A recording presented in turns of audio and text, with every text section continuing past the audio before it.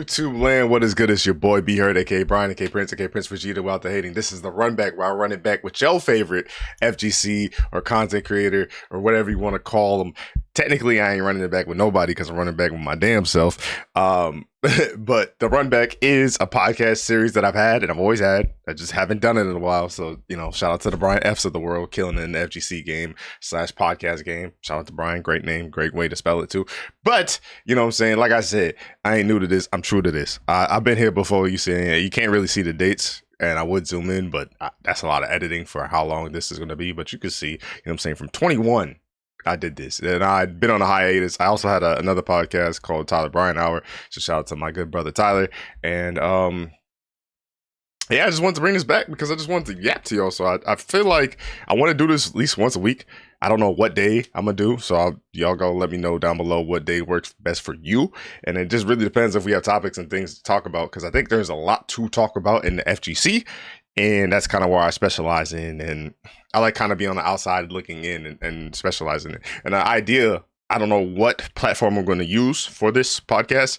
Right now I'm using OBS, and it's easier than the regular podcast setup that I had previously because I had to take it down and re-upload it and all this bullshit, where OBS is something I know and I'm used to and I'm comfortable with, where this is the vision I have for it and what it would look like when I have the co-host or co-guest or whatever. It's not even all the way put together how it's supposed to. So I do apologize for that for anyone that's looking at this and seeing it on the YouTube side of things. But that's the vision that I have for this podcast. I'm gonna just talk about a few topics or two things, and I think at the very end of the podcast I want to just do like a miscellaneous section. So if you have any questions or anything you want me to answer on the podcast, leave a comment down below, whether that's on YouTube or Spotify. We're gonna be on all the platforms and things of that nature. I don't know if the video version of this will always be on Spotify, but I'm gonna try to upload it to the best of my abilities, depending on how long this takes and how long it is. Is there anything else I want to say to reintroduce the podcast? It feels weird, man. I haven't done a podcast in a long time. Usually I had a co-host, like I said, my boy Tyler. Shout out to him. And usually it's easier to bounce back and forth between a person and things of that nature. If you're looking on the YouTube side of things or the video side of things, I'm looking to my left because my second monitor is on my left. So I'm just seeing how I look and how it visually stands out. But enough introductions and things of that nature. I want to get into this podcast. The reason why I wanted to get into this podcast is because 2XKO recently announced that there's going to be layoffs, and they're laying off a lot of people. I think half of the staff. I think it was a 160 man roster.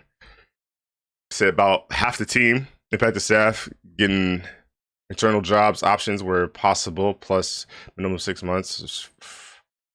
So the game is continuing with a smaller group, cutting off half the team. The problem with this is just within the last 3 weeks of the team doing this, the game came out officially. The game came out on console. It dropped with a Caitlyn trailer. I think we're at 12 characters now. And the problem with that is that, your game's at 12 characters and you just got the game. But the game's been out since last year. And I feel like the problem with that, right, is it's just not enough. You know what I'm saying? Word to Kendrick and word to my dog.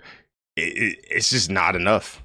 I just don't know what you expect to get out of this game and sell on people on this game when you just don't have enough characters. You don't have skins costing, like, I think the arcane bundle costing $100 is a lot to ask for, especially for a free-to-play game. I think even like Caitlyn, like, to me, Caitlyn's super fun. I know my thoughts are all over the place. Like I said, I haven't done this in like 2 or 3 years, so it's been a while, so I apologize. But for Caitlyn to be as fun as she is, for her other costume, it's tied to a bundle that's tied to the battle pass. So it's like, yes, in theory, you will get a lot of costumes, so you'll get a lot of bang for your buck. But what if I just wanted Caitlyn, though? What if I just wanted the Caitlyn skin? There's no possible way for me to get the Caitlyn skin without buying that bundle. So I have to spend $30 on skins that I didn't want for or didn't ask for when I would just want this one thing. So I could see the trade-off of, but it's free to play. Yeah, it's free to play. And like, look how good the skin looks. The skin looks amazing. But the fact that I can never earn this game with in-game currency, I have to earn this game, this costume through the battle pass, it's kind of disheartening, especially with like Echo. Echo to me is the main reason that I'm playing 2XKO. And the fact that I can't get his other skin that I really, really want unless I spend. I guess technically I can get it without spending that bread, but it's like, come on, man. You know I want the other stuff too. So it's like, how come there's not just the Echo bundle that costs like $10 or something like that, or a Vibe bundle, or you know, a Jinx bundle? Like, it's just weird how they kind of went about selling the game to people, because you got to think that people are going to want to buy this game, and you want, you know what I'm saying, you got a huge IP that's ginormous that everybody's going to like and want to invest in. You know what I'm saying? Whether it's Arcane people, League of Legends people, but how they went about the game, I feel like is not doing the game a service, because it's like you're hiding all the good stuff behind the money and these KO coins, to which KO coins and those practices, I'm starting to get to that age where like bundle battle passes and things of that nature is really predatory, and it feels nasty getting those things, because it's like, okay, like I said, let's say they come out with the Echo Pass, right? Or Echo Bundle, excuse me. So you get all the Echo stuff for $10. In the game, it's 1,000 KO coins. So you could buy maybe the Bundle Pass, get that. But say if you want the Echo and Caitlyn package, say that's 2,000 bundle points. Like, or it'd be like 2,500. So it's to the point where it's like, okay, you can buy the second pass, but the second pass, I think from watching the Lotus video, I just got done watching, so shout out to Lotus Asakura. I also just interviewed him too. It's like 2,200. So in theory, I still have to buy $30 worth of content just to get this. And I get it. Every game does that now. That's the model now. Like Madden has a bundle pass. That doesn't even make sense, because all you got to do is play football. I understand the grind. I understand the hustle. It's just nasty.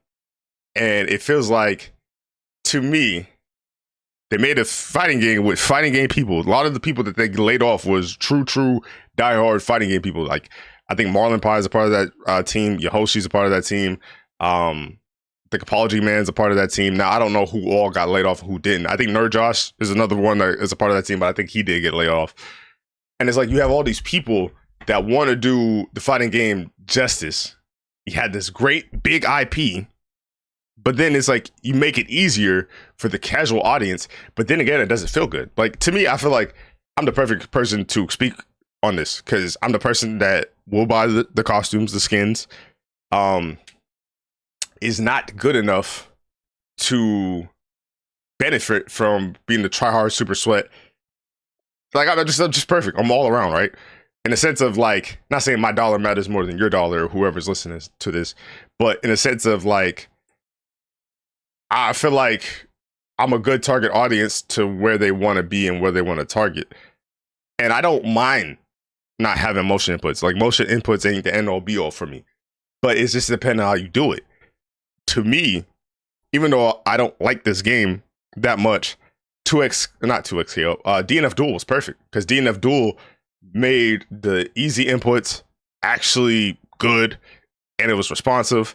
And I only had one character in that game that I cared about. I didn't really care to play the game and play different people.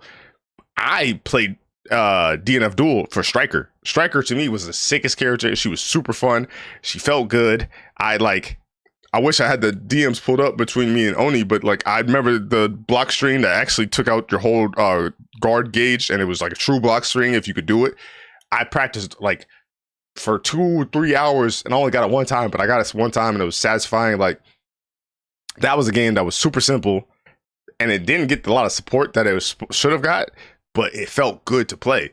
Whereas 2XKO, to me, the sickest character in that game is Echo. And I feel like I've only unlocked the ability to do most of Echo stuff, like maybe 40 to 50%. I still feel like I haven't unlocked the character truthfully. And like, where Street Fighter 6 is a harder game, not by much, but I can unlock more with the characters, because the feeling of the game and how I like learn the game and practice the game is easier to understand. 2XKO is this weird, like, they say a free throw is simply complicated, because it's a free throw, like it's a free shot. There's no one guarding you. You take your time. You shoot on your line. You would think everybody in the NBA shoots 100%, but that's not the case. Like, probably average in NBA is, I don't know off the top of my head, maybe 60 to 70%. But or maybe 80% because a lot of people are more efficient now. But something as simple as a free throw, it doesn't feel like that with 2xKO. Like, it feels harder than it needs to be when playing that game. And that's a frustration to me because it's like, this game shouldn't be this difficult when the appeal is to casuals. And if I feel like I'm the most all-around casual you have, if this game doesn't feel good to me, I can't imagine being a brand new player to a fighting game and not knowing nothing from nothing and trying to set all this stuff up. And mind you, we just hitting buttons, but like some of Caitlin's combos are fucking crazy. And like, there's so many partially charged things. Like, to me, one of the things I hated the most about fighting game combos, and like MKX is probably one of my top 5 favorite games of all time, but like, I hate it when games had like, it'd be like down 2, up 3, then 3+4, and then run dash cancel 1-1-2. Like, you know what I mean? I hated shit like that. So I hate when it's like I have to do things in different directions because it feels like a game in my brain. And then I hate when it's like, oh, you gotta do a partial charge. Like, I hate a feeling for it. Like, to me, I feel like the best combos are the ones you could get a rhythm for or get a feel for. When it's like such a hard feeling to describe, or you have to manually wait in the combo, it feels nasty to do. Now, I grant that's probably some of the harder shit to do, but even like C Viper. C Viper was a hard character in Street Fighter 6. She's not nearly as hard as she was in Street Fighter 4, but in both games, she felt good to do. So when you actually earn doing this hard things, it feels good to do. 2xKO never felt that way. And then, not to mention, the mechanics are so hard and so difficult to do. Because like, even like when me and Grim have been playing it recently on the YouTube channel, you know what I'm saying, subscribe, well, on the live stream or whatever, it's still like, it wasn't like a pick up and play. Like, I could not play Street Fighter for a while, but I know how to drive reversal. I know how to DP on wake up, or I know how to drive impact. Like, all the buttons felt the same.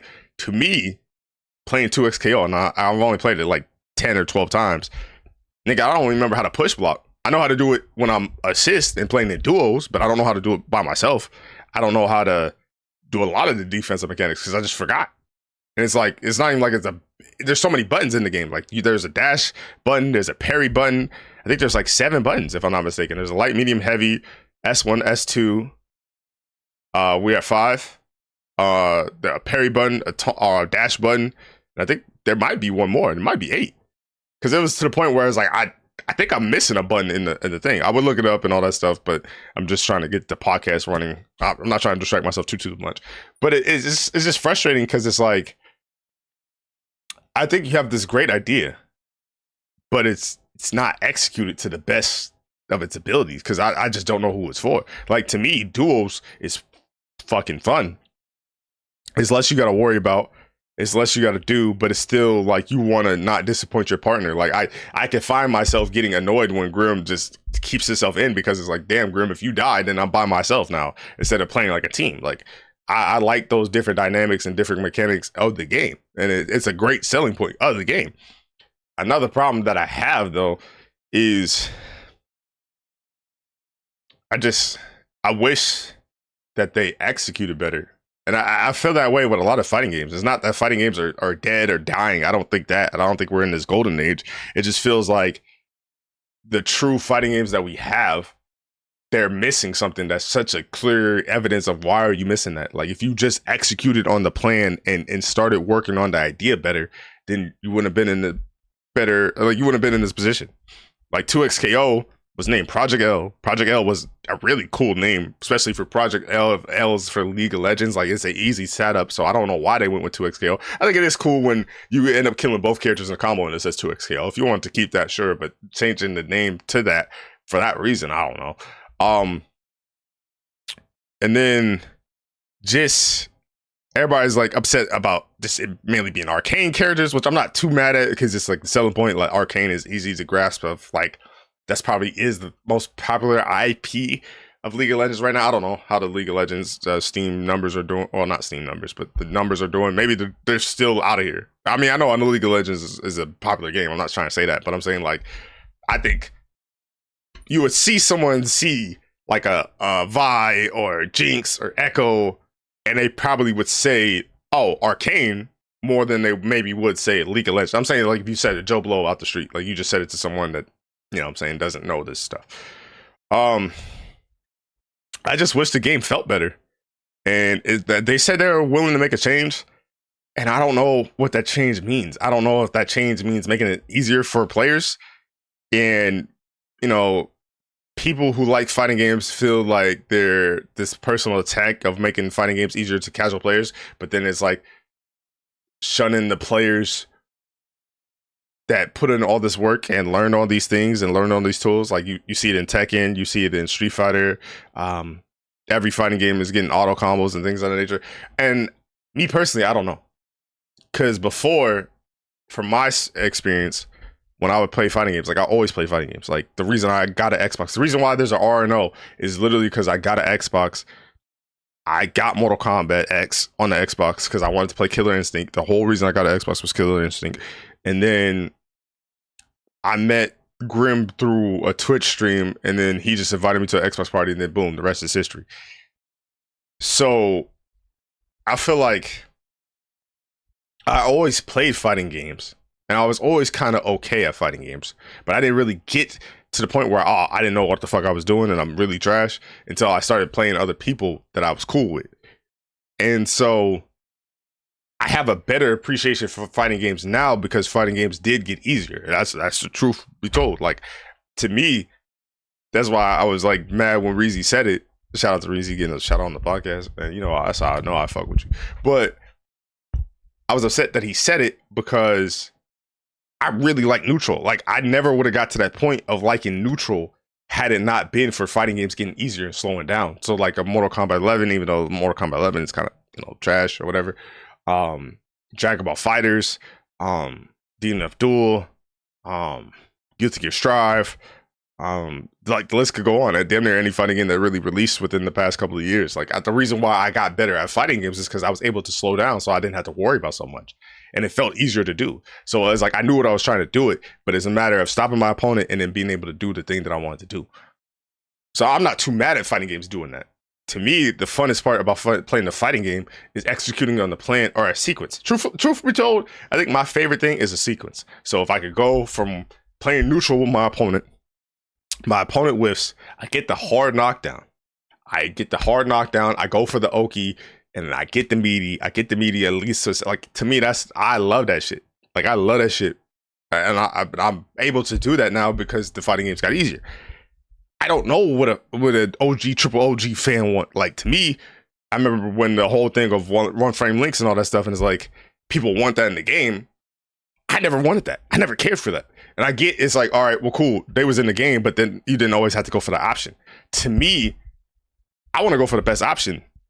Like, but I want to go for the best option, but I want to be able to take my game everywhere. It already, like, truth be told, as a nigga that plays offline, and goes to locals and went to like Frosty Faustings and Combo Breaker, I want to take that shit everywhere I go. Like, I truth be told, like, I remember playing in Frosty, playing Dragon Ball Fighters, playing as Trunks, getting a punish, doing the auto combo, my nigga, and the auto combo dropping. That's how much delay there was on the place. We was playing on PS4. That's how much delay there was. Nigga, I wanted to throw up in my mouth. I didn't like that. So you mean to tell me, like, if I was playing Sea Viper and I had to feel that, like, to me, that would be the worst part of the feeling. So that's why I'm not mad at fighting games getting easier, to the sense of, like, I want to be able to do it because I want to be able to just beat you. But I understand where people are coming from. Like, yo, this, like, there's no character expression. There's no character expression. You can't express yourself. Everybody does the same combo. Characters are too broken and OP. There's no flaws. There's no yin and yang to it. I understand all that. I'm not even mad at someone saying that. So, like, if you disagree with me, I'm not going to take that, no offense. To me, I feel like I still got to learn this. So that's why I always kind of hate it.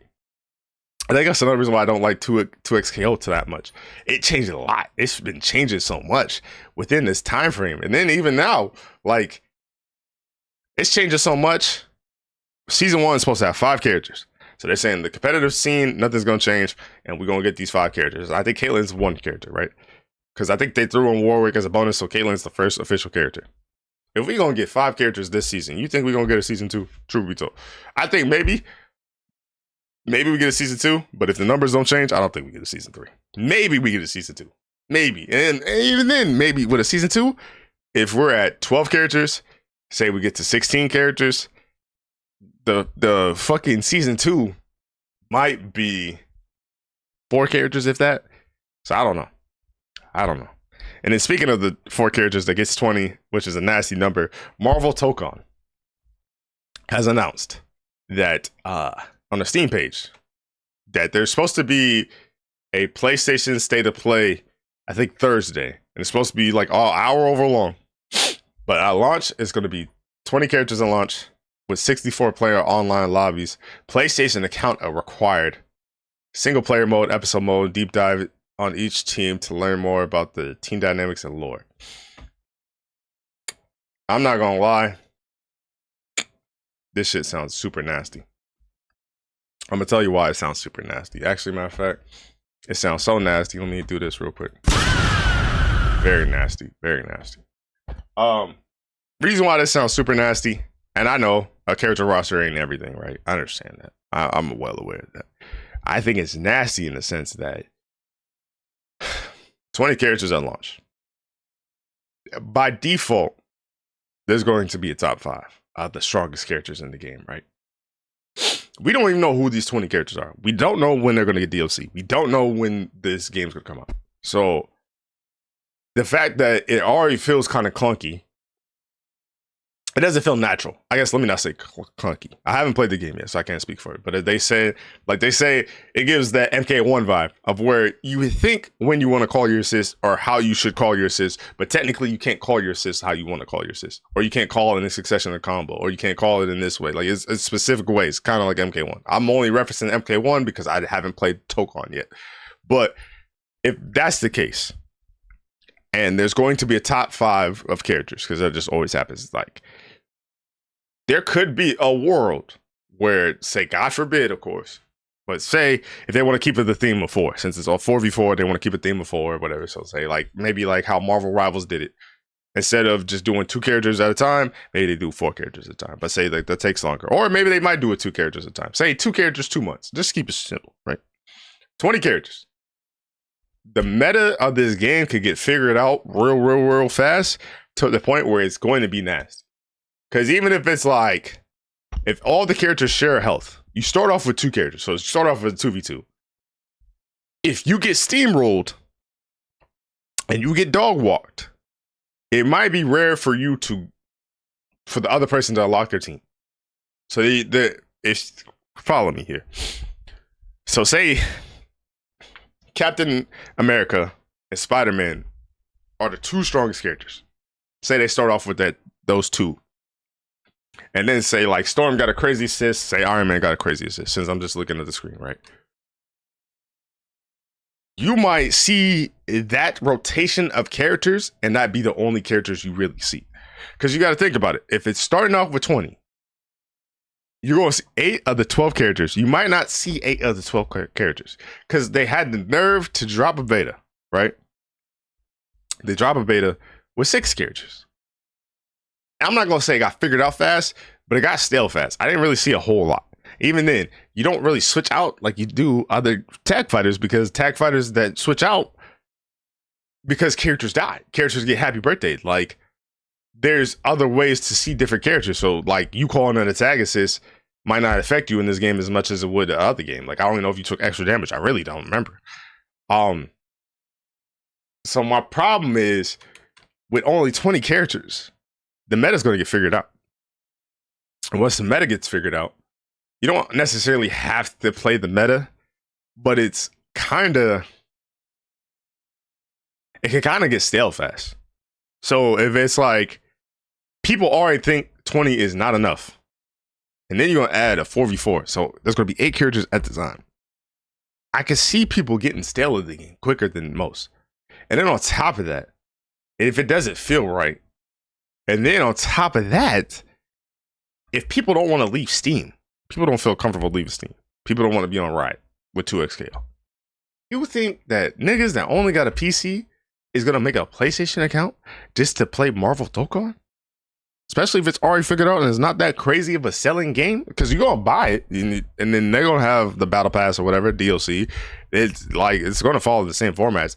But Well, actually, I don't think you're gonna get costumes in this game because if it's a Guilty Gear Strive, you don't get costumes in Strive. You get colors, which is cool, but that's usually been their format and how they design characters. So it's like, I don't want to say this game's on dead on arrival. Like, I don't believe that, but it's like it's gonna leave a hole, especially when it's like I never played Marvel. Marvel vs. Capcom 2 was like one of my favorite games to watch, and I love the history. Like, I remember Yipes had his podcast with Chris, and they would go on the lore and talk about Sentinel and, you know, Magneto and all these things. I'm not needing Marvel Tokon to be that. But for Marvel Tokon to leave the player feeling less than is like, oof. That's scary too, because we don't even know who they're gonna add. We don't know how many DLC characters they're gonna add. Because even then, it's like, say if this roster gets 24 more characters post-launch.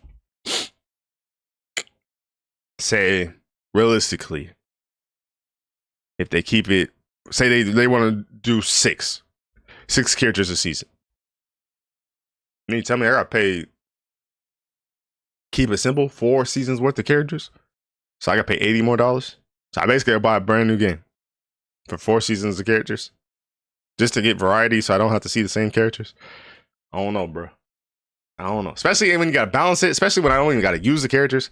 So realistically, I'm only playing one character, but I just gotta get a rotation of assists, and then even then I can fuck up the assist by how I do the combo and stuff like that. It's just like I don't know. I have hopes for this fighting game, but this sounds scary. And speaking of fighting games, it's just like, because I see different dynamics, right? I see Bum be critical of Riot Games. Shout out to Bum. I was trying to get him on the podcast, actually. It just never worked out. And I'm not even mad that Bum's being critical. I'm not mad at anyone being critical of the fighting game. Like, hell, I'm not mad at people being critical of Street Fighter 6. And they want all this changes and all this shakeup. I just don't know what's the perfect shakeup. I just don't. Because to me, I don't know where we'll go to where people will be satisfied for just fighting games. Like, I really don't. To me, I don't know what's fun for people. I don't know what they'll love, like, and like, I have gripes with all the fighting games, right? But my thing with all the fighting games is I don't know what's going to make people happy. I really don't. Because Tekken, they went in an odd direction to where they left some customers frustrated and stressed out. Yeah, I mean, you know what I'm saying? That's what I'm scared of, truth be told. Like, I like Street Fighter 6. I enjoy playing Street Fighter 6. I want to get good at Street Fighter 6, but I feel like it's going to be fucking hard to figure out Street Fighter 6 if they change it too much. Because I'm a person, like, truth be told, when I used to do the online local every Monday, and like new characters would drop for Street Fighter 5, I got paranoid. But I got paranoid because it was so much more to learn. Like, even in Street Fighter 6, like, if I was a commentator, and I still do commentary for my monthly, but that's about it. Like, nigga, I don't know what the DJ versus Dawson matchup is like. Like, it's just too many characters, and we're getting to the point where it's going to be even more. And to me, that just gets scary, especially with the mechanics and how much stuff they could change. And I don't know how they could change it to be better. To me, I feel like my biggest issue is parry. But with parry, if they change everything else, is that going to make the game better? I don't know. Like, I that's why I'm like, I hear everybody wants changes and shakeups, but I don't know. Not saying like Street Fighter 6 is a game that's perfected, because obviously, you know, perfect parry with no direction was kind of crazy. Perfect parry, they added, you know, recovery on parry, so that way you could get punish countered. And I think in theory, I would like a larger hurt box or on drive rush, but I also like the fact that people drive rush.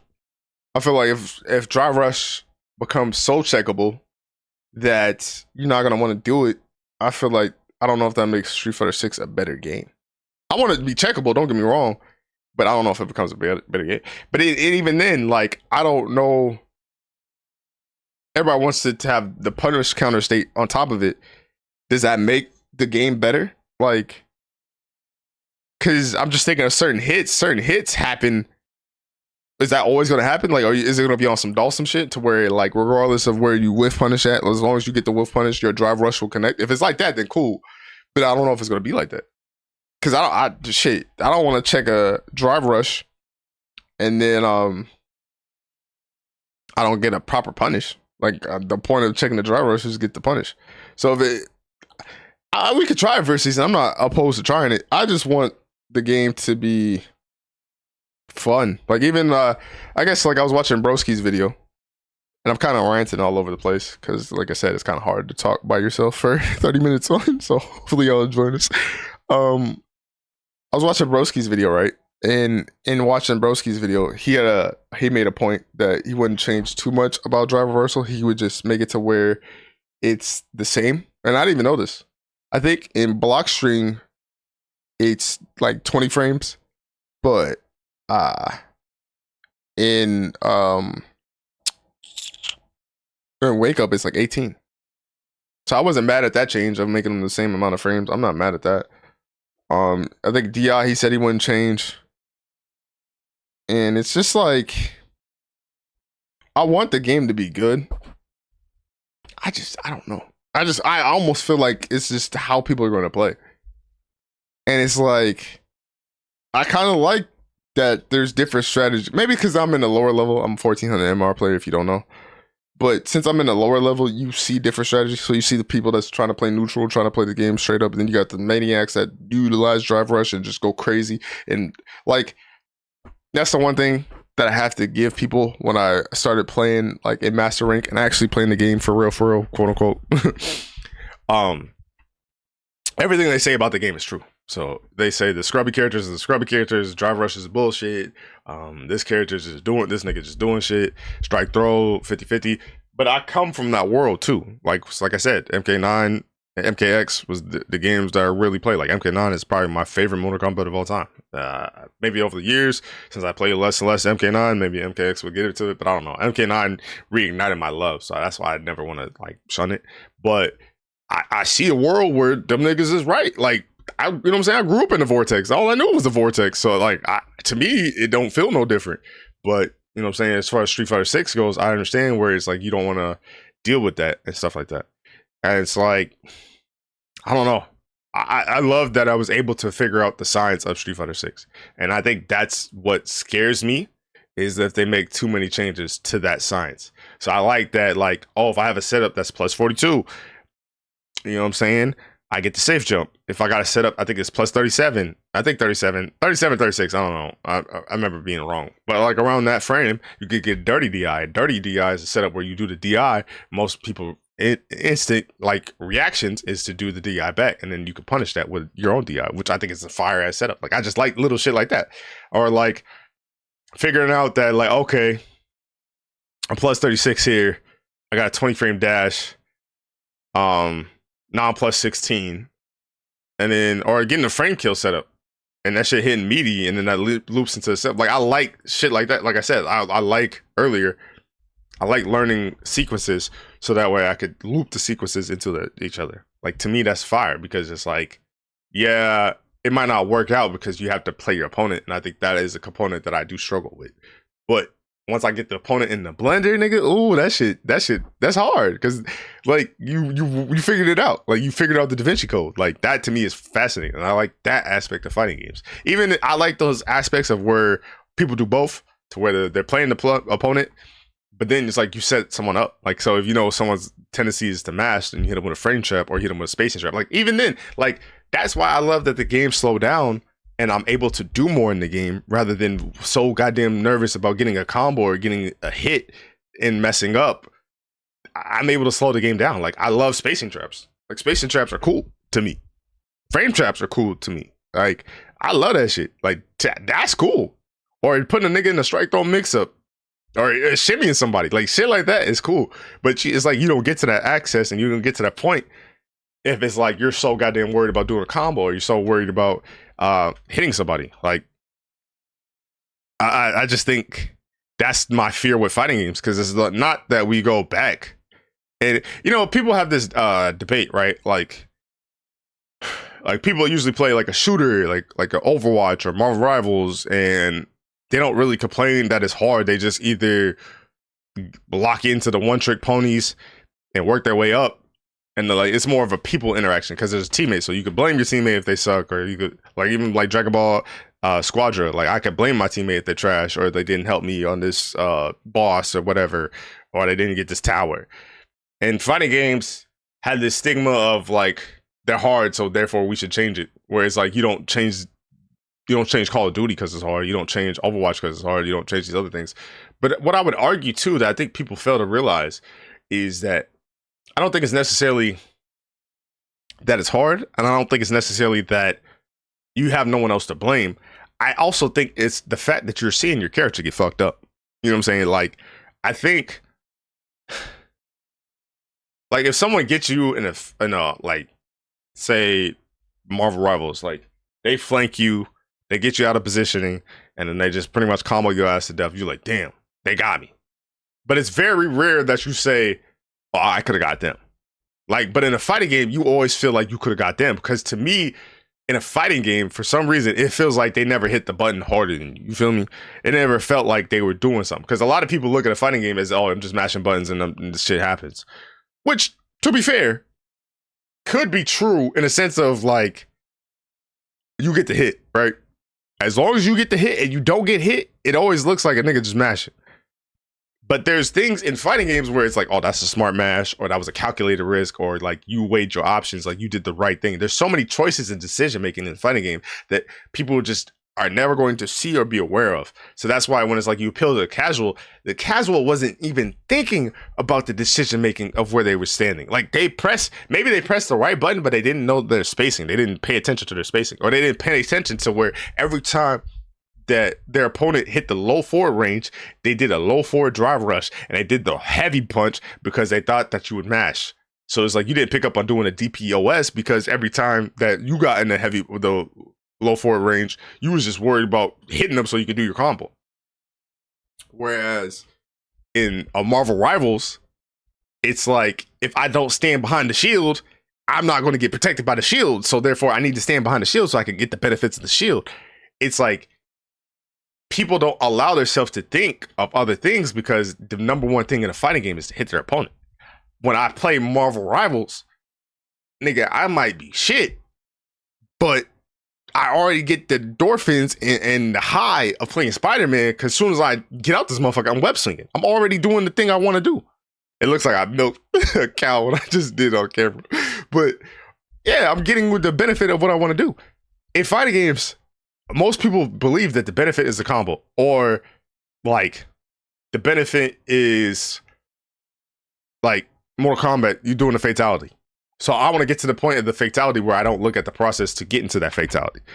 One thing that I think a fighting game has done well out of all of them prior to Street Fighter 6, I would say it's Tekken, because Tekken always gives you that satisfaction of the hits and stuff like that. You don't know how you did shit, but it always looked cool. So I think that's what fighting games need. Well, it's weird because it's like you can't really work on it. Because one, if you go to a casual want to do the cool shit. So it's like, I think why pro players are so frustrated, or people who are diehard fighting game fans are frustrated, is because that earn it feature. Like, there's no auto combos in Marvel Rivals. You feel me? Like, if you hit your shot, or even like my homie, God rest his soul, I love my nigga, RP Zen, long live Zen in the chat. His name was Jason Flicks, or even Ghost, shout out to Ghost.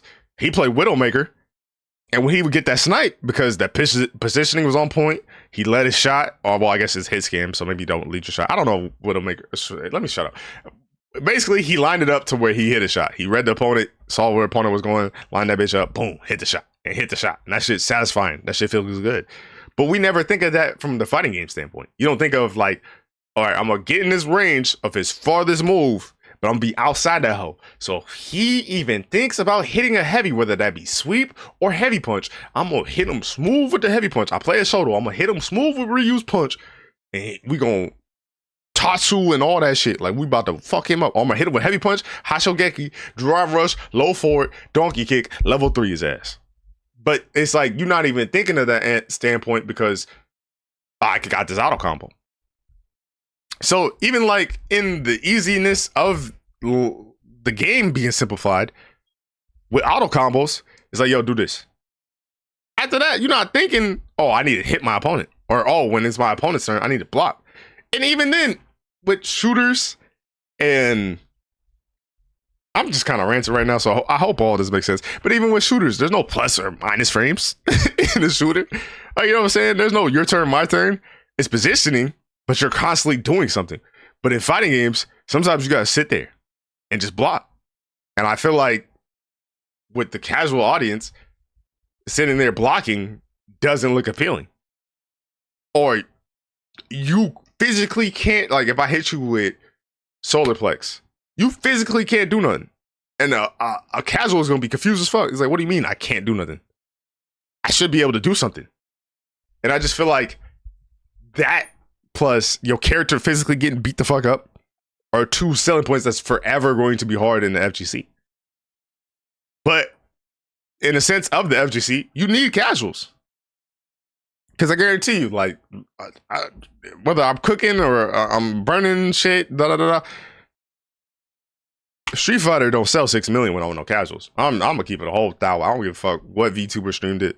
I don't give a fuck what pro player streamed it. I don't give a fuck if Kakeru and Blaz. Hopefully Kakeru's healthy, so shout out to him. Play a first to 10 and it's broadcast in the Battle Hub and all this other shit. It don't sell 6 million copies without the casuals. And even Mortal Kombat sells well because of the casuals. And I don't want to say, oh, we need single player content. Because it's like, I hear you, but at the same time, do we? Because even in that single player content, right? And mind you, I'm an only child, so I'm used to playing single player content. Like, I actually enjoy it. The only reason why I haven't played Marvel Rivals ranked, because I really do like playing ranked, is because I don't want to hear niggas' mouths. That's literally the only reason I haven't played that shit yet.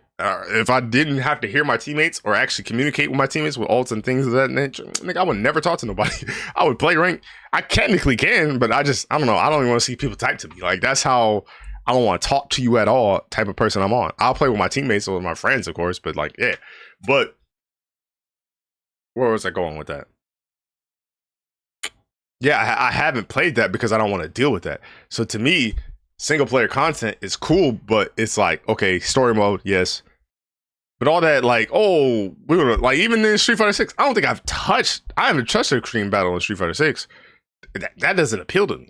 That doesn't seem fun to me. Because it's like, all right, it's fun for like 10, 15 minutes, but really gonna do this? Like, to me, like, Mortal Kombat 1 and Injustice 2 with that tower bullshit, hated it. But it was like how you got the cool gear, so I had to do it. So it was like some of them were like just terrible options. I'm like, who is this fun for? Like, I remember in Mortal Kombat 11 they had that shit where it would like tilt the world or turn black or invert your controls. I'm like, who is this fun for? Granted, if I don't know nothing, I don't know nothing. Cool, maybe, but it's like knowing what I know about computers and programming and AI. You turn the boss on hard, nigga, this is just making it harder to play. Like, this ain't giving me a benefit. It's, if anything, it's giving the boss a benefit because he's not going to be affected by this. So it's just like, yes, fighting games need single player content. Cool with a story mode. Cool. Now what? What else you really going to give niggas? Because if you don't make it to where it's fun for everybody, it's never going to be fun. And that's just my frustration with fighting games. Because it's getting to a point where it's like, all right, Killer Instinct, I think, is a perfect fighting game. Niggas ain't play it. Maybe because Killer Instinct is a small IP and niggas ain't care about it, especially since it had ties to Xbox at first. But now it's on PC. Niggas ain't playing it. City of the Wolves, I think, is a fighting game. Like a fighting game player's fighting game. That shit ain't doing well. But they put all the money in the marketing. But again, who did it appeal to? Because no one's really playing that shit. And mind you, I fuck with City of the Wolves. I thought City of the Wolves was fun. My frustration with City of the Wolves was I always refer to, and maybe it's a loser's mindset, I don't know. But like when I was playing Mighty is a 1700 MR Marissa player. Mighty's cold as fuck. I'm 1400, so like there's a 300 gap right there. I just I wonder if I could look it up. Like chess MR odds. Reason why I'm looking up chess because I think chess is the best way to describe it. I'm trying to chess MR odds calculator. No, that's not what I'm looking for. For those of you who's not watching the ELO probability win calculator, there we go. This is like a form. I don't want it. So I guess ELO win calculator. So I'll say, I know it's chess, right? But follow me. My ELO is about 1400 Marises,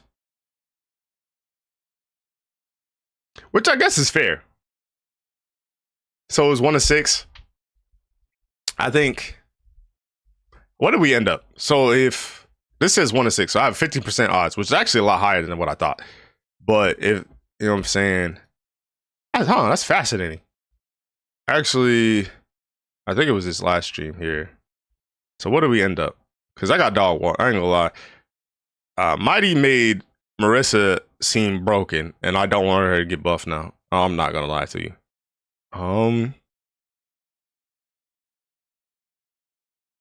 on. I just want to get to the point of that last match. So he won. Actually, that's funny because it was 1 to 6. I won 6. He won 30. But technically, a lot of these did look like these, where it was like 1 round a piece. I just fucking blew it because I'm bad. But that's interesting, right? So you see the ELO. Oh, y'all can't see it because it's super white on my screen. But y'all see it now, right? That's interesting to me. And where was I going with this?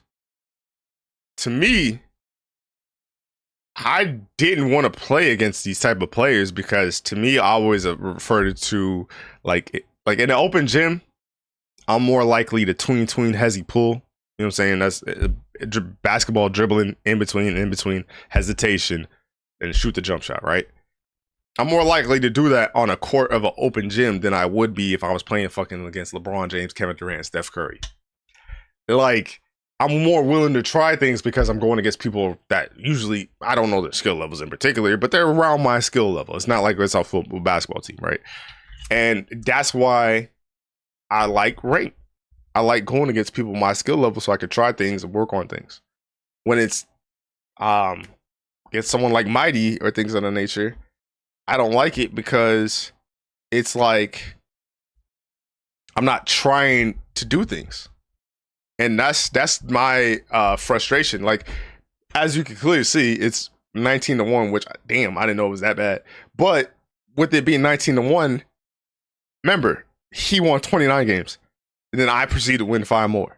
So even in his 10 winnings, or 11 if you want to count it, I won 5 within that. So I started, after 20 games, I started to get used to how he played, and I started to take more risk and do things of that nature. I did a lot of bullshit, like I did drive, rush, throw, and stuff like that. Like I started playing like a bot, but I was getting comfortable in the sense of playing at that speed. And there's nothing wrong with that, but I usually don't tend to do what I'm supposed to do because of the speed in which you have to play at.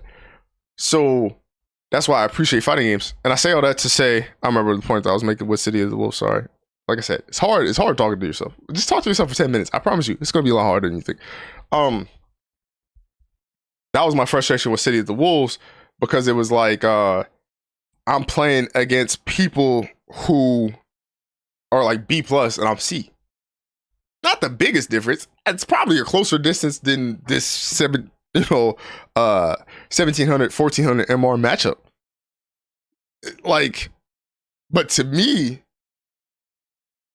I couldn't learn the game because I'm still trying to learn the game. I'm still trying to learn the game, still trying to get comfortable with the game, but I couldn't play against people my skill level, so I couldn't try nothing because I was playing against people that were higher on my skill level. So that it became frustrating because it's the same thing that happened to me when I played Guilty Gear Strive. Like, those of you who don't know, I never hit Celestial Floor. I've hit the challenge like 6-7 times. 6-7. But but yeah, the problem with the challenge was I would play against, like, I always call myself a 10.5 player because I would play against people who were really, really skillful and cold as fuck. But in playing those players, I never got used to it because, like, I had to win 3 straight. It was like I couldn't get used to it because you wouldn't let me get the chance to get used to it. So that's why it'd be my frustration sometimes. And I think that's the frustration with fighting games, is because I kind of like what Street Fighter 6 did with rank. I know they kind of push you, they literally push you to master rank, right? Because in theory, let's just think about it. So you get 60 points for a win and 40 points for a loss, minus 40, right? If by default, say you win, say you go even, you go 2-2, right? But say you win your first 2, then you lose your next 2. So what's that? 120 minus 80.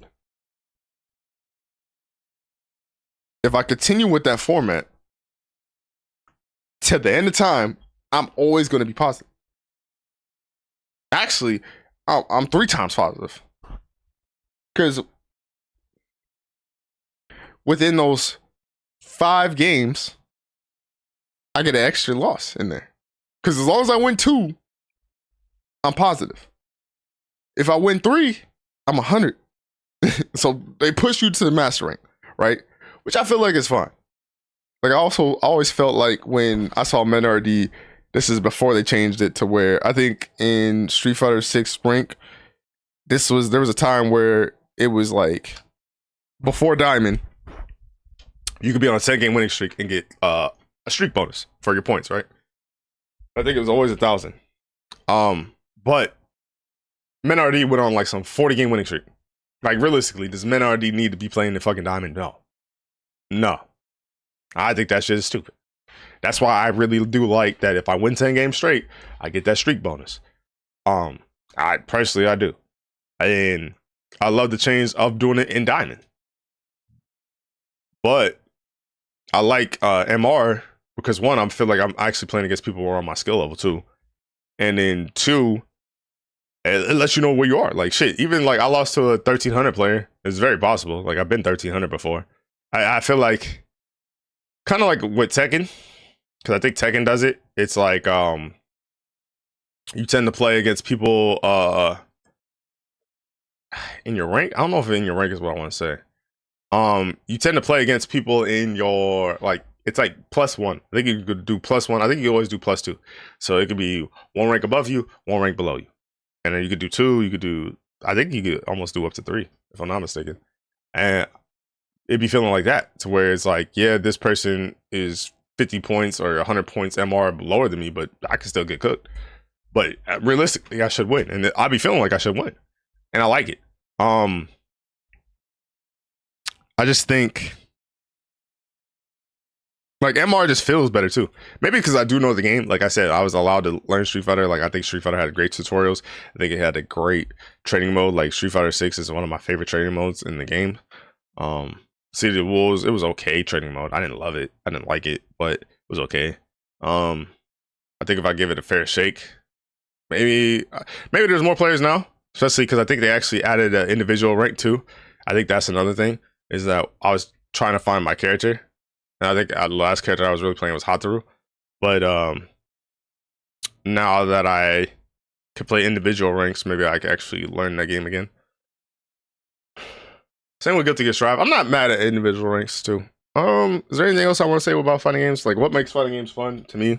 Like I said, sequencing of just playing someone, playing Nooch, getting that hit, leading to Oki and things of that nature. Like, all that shit's cool to me. Like, I love that shit.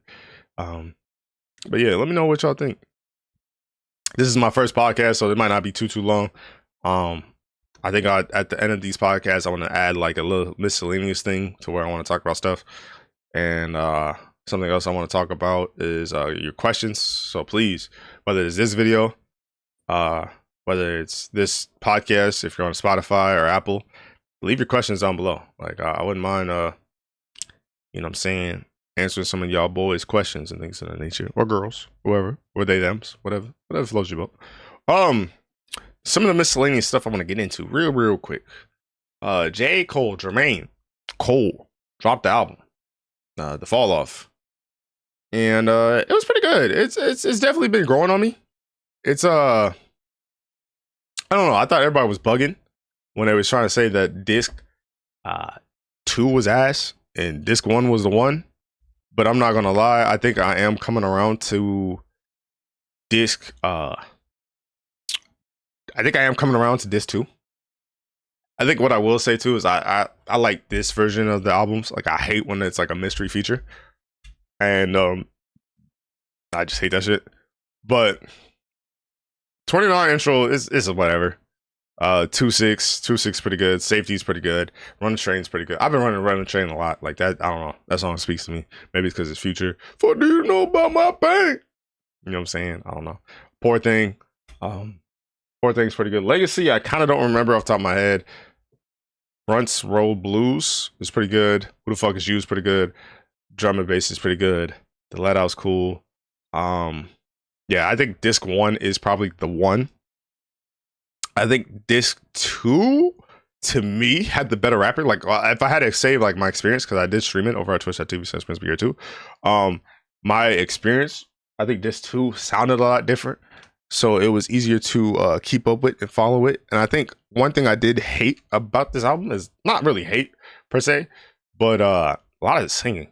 So if you're not used to a lot of singing, like, I think I was listening to the Roy Mall podcast, and Roy had a good point of like, it's nice to have those different flows. So like I like Kendrick. Kendrick will make it seem like he has a feature, and this is really him just breaking up his voice or using those like alien robotic voices. And it's like, yeah, people hate Kendrick's voice, which I think is a weird brand. I also think it's stupid. Like, it's like, nigga, I look at Young Thug and Gunna and like even Drake to a certain degree. Like, to me, saying you hate an artist's voice sounds weird because it sounds like you would never listen to the artist. That's what I'm saying. Like, I fuck with Kendrick. I think he's a lyrical miracle. See, I'm doing it. My bad. I'm acting like the Twitter niggas. Kendrick's my goat. Sorry. But, like, I don't know. It just felt like a lot of J. Cole. So I think that's why. And these songs are long, too. Like, I think he has only two songs under 3 minutes. And one of them are three songs under 3 minutes. And one of them is only a minute because it's the outro. Right? Intro. So there's just a lot of J. Cole. So it's like, you really got to be a J. Cole fan. Now, I'm saying it is growing on me. Will it be album of the year? I don't know, because, you know what I'm saying, there's Kenny's cousin, you know what I'm saying? I ain't trying to, wrong one. I didn't want to play that Undertaker one too long before I get caught. I don't know, because there is another artist that might shake up the streets, you feel me? Cause Baby Keem, Casino. Let's see if I can look it up. That's coming out February 20th. So officially 10 days. They said he did his rollout all in one day. I thought that was hilarious. I'll put Baby Casino. Sorry, I'm kind of lazy. I'm only lazy when I'm like not streaming, but I just want to look at the brother. So we got No Security, Casino, Birds and the Bees, Good Flirts featuring Kendrick Lamar, Momo Boyd, House Money, I'm Not a Lyricist, Sex Appeal with Too Short, Tubi featuring Che Itru, Highway Part 2, Circus Freestyle, Dramatic Girl, No Blame. I hope this Baby Keem album is really good. And I mean, if I had to rate the J. Cole album, I'd give it like an 8. But to be fair, I also haven't listened to a lot of J. Cole or Drake since the big 3 whole debacle and the beef. I haven't listened to Drake because I just don't like the way he moves. I feel like, I don't know, I hate like a walking contradiction. I'm not even saying like I'm not, or we're humans, like we all are, but like, it's just, it makes the music less believable. Especially when it's like, Drake, you acting like a tough guy, but you're saying you're threatened because you got sued and all that stuff. And also, he did a lot of nasty shit. Like, I don't think he's the PDF, but it's like, gang, you said you kissed a 17-year-old on stage and you liked it. And this is what we saw you do. We don't know what you did afterwards. And if all the TikTok stories and other stories is true, and you're in family court, I don't think they'd put you in family court for a cousin. Like, not saying he got a daughter, but it's like, I also could see a world where a woman that Drake has a baby with holds it down if he, you know what I'm saying? Like, there is loyal people out here. So I don't think every story that was said was true, but I also could believe every story too at the same time. So that kind of turned me off to Drake. Well, I listened to Iceman probably because of anticipation. That's the main reason I listened to Jermaine Cole. Am I back on Cole? I don't know. I'm gonna just live with this album. I want to live with this album. Baby Keem, I'm excited for because I really liked Melodic Blue. It was a really great album. I really think him and Kendrick touch. It's just, it don't miss. Like, shit. Hillbillies is my shit. Like, I really love Hillbillies. And I think they're incredible doing. And it's the fact that Baby Keem's going on tour. I wonder what that means for Kendrick too, because I think I would love for the all big three to drop an album. And I kind of agree, I think, with Rory and Maul's point too, of like, I don't think GNX was, I don't want to say, oh, GNX Deluxe and all this stuff. I think GNX was the album for the moment, but I do feel like we're going to get more Kendrick. So I would love to get Kendrick this year, especially since I think, yeah, GNX came out 2024, right? Yeah, 2024. So I wouldn't mind a Kendrick album every other 2 years. Because I do think you gotta live with music. And I think that's like my frustration with Drake too, is it's just like, we don't get the chance to miss you. Like, I want to miss these artists. I want to know what is going on. Like, to me, Casino could mean a million different things. It could mean the fact that, you know, Baby Keem grew up in Las Vegas and he wasn't around his family, but his family, like, starting off, grew up in Long Beach. And just seeing from the documentary, his family was fucking crazy. And that's Kendrick's family. And then, like, they was talking about first cousin, second cousin.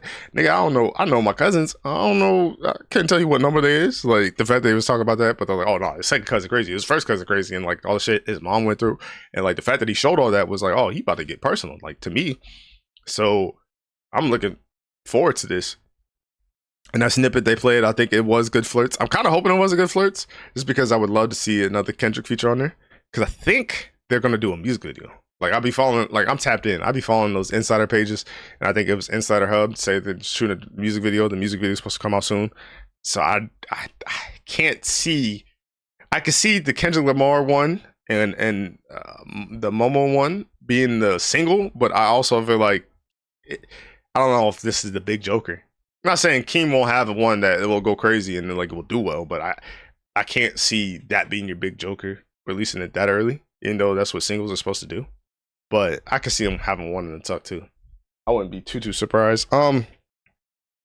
Is there anything else I want to say? Don Toliver's supposed to have a really good album. I haven't checked it out yet. LMA is supposed to have a really good album. I haven't checked it out yet.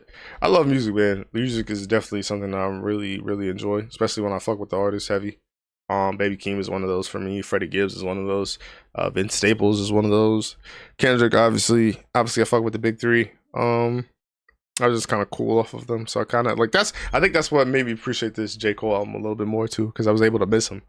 And then the Super Bowl. Super Bowl was cool. Defenses contest. You know what I'm saying? Seattle looked really good. It's kind of crazy that Seattle was like 60-1 favorites, because I'm thinking about the NFC, right? And I think it's probably too hard to go back. Maybe I wonder if I can. That's the one thing I do like about podcasting from home and on my PCs. I can actually look shit up, so I don't look like just ramble off my ass. 2020 NFL season 2025 odds. Oh, okay. So yeah, to me that's crazy that Seattle was plus 6,000, right? Because I'm trying to see who the favorites were. Like, I'm trying to think of NFC teams, because to me Seattle doesn't seem like a terrible bet. Like, but I'm only looking at this from the NFC standpoint. I'm not looking at this from the like AFC standpoint because obviously the AFC has the juggernauts, right? I guess the Packers did get Parsons. Detroit is tough. Washington having higher odds than Seattle seems crazy to me, but this is also hindsight because Washington did just come off of the NFC Championship game. San Fran, okay, so how many? So the Eagles, I believe. Packers, I believe. Detroit, I believe. I think Washington's crazy. 49ers, yes. The Rams, yes. Minnesota, I guess they went 14-4, but did we believe in 9 like that?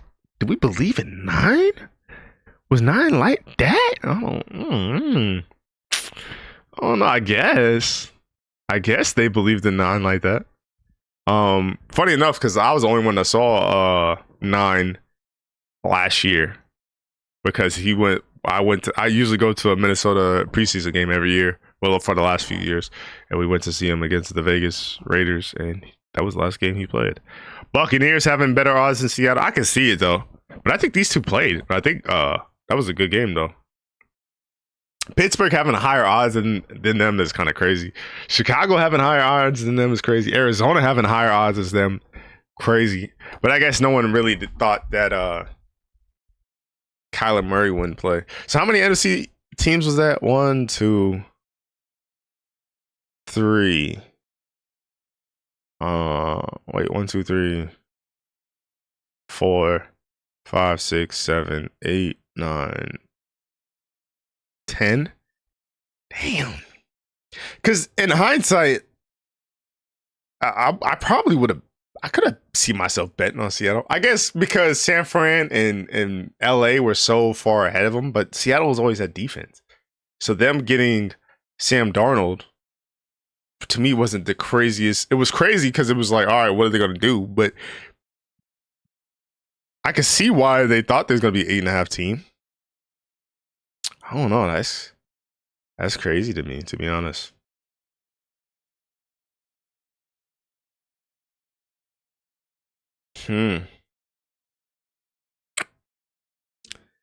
Like, it was a good game though. Defense have played well. Seattle's defense is truly remarkable. I mean, that just what they did in that Super Bowl was kind of crazy. They did the damn thing. I can't hate on this at all. I enjoyed it. I think Drake does he have a chance to come back? Yes, he does, but he's got hit a lot. Like 6 sacks is kind of crazy, especially for your first Super Bowl. 2 interceptions is crazy. The fumble loss and fumble recovered by the defense is kind of crazy. They just couldn't protect him though. I think. Did they keep track of pressures? Oh no. How would they? I guess because they had what's called in the fucking tizzy. I guess they wouldn't have it here, huh?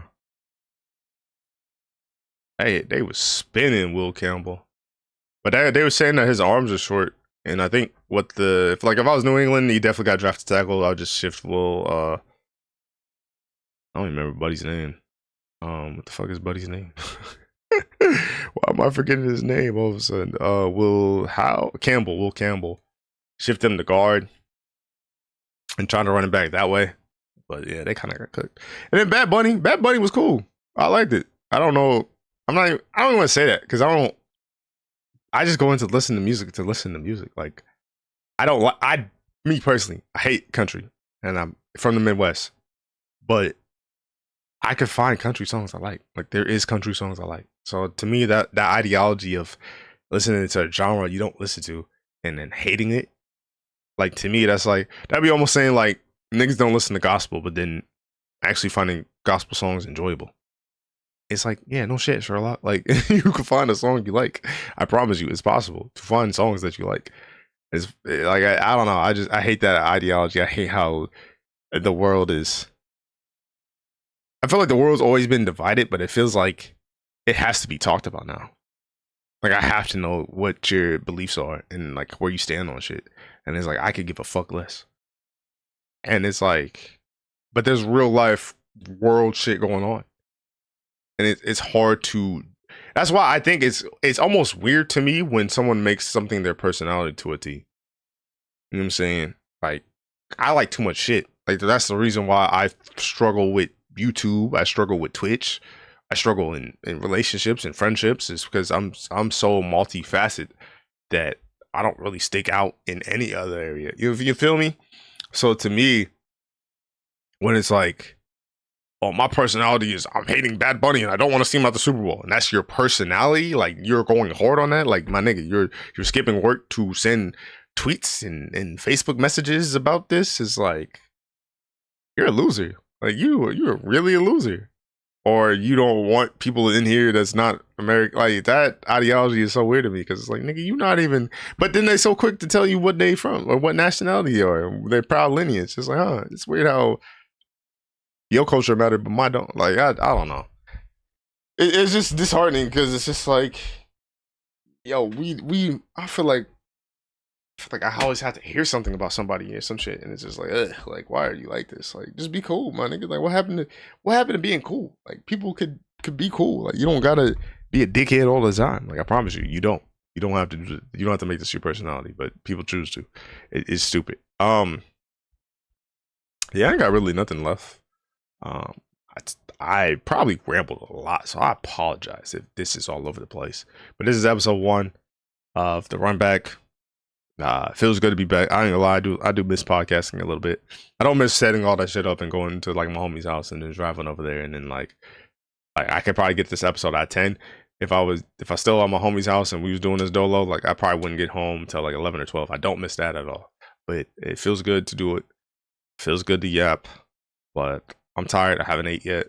So hopefully you enjoyed episode 1. I don't know what days I'm gonna do it. I'm gonna try to do it around topics. So maybe that's what something y'all can do if y'all in the YouTube section. Leave some topics down below. Hopefully this will get you through an hour worth of work. And until next time, I love y'all. Bye.